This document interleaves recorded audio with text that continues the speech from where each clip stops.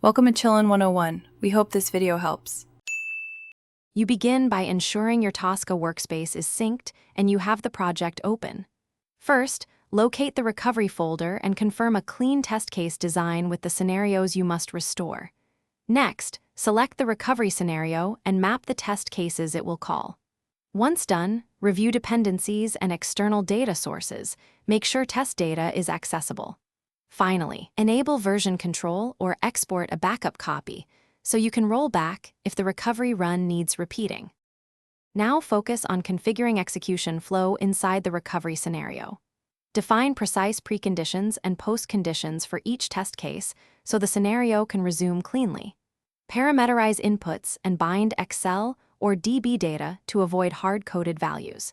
Then place recovery checkpoints where failures should redirect. Assign specific test steps to handle each condition. Make sure error handling modules are reused across cases to reduce maintenance. Finally, validate the flow with a dry run to surface missing objects or data mismatches before full execution.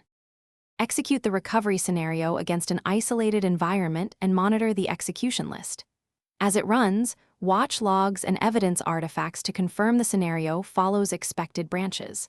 Once it completes, validate outcomes against acceptance criteria and export the execution result. If a failure occurs, check the recovery checkpoint logs first. They point to the failing test step and data mismatch. Make the minimal fix. Rerun only the affected test cases, and then promote corrected modules to the main project to prevent regression. Thanks for watching. Consider subscribing if we helped you.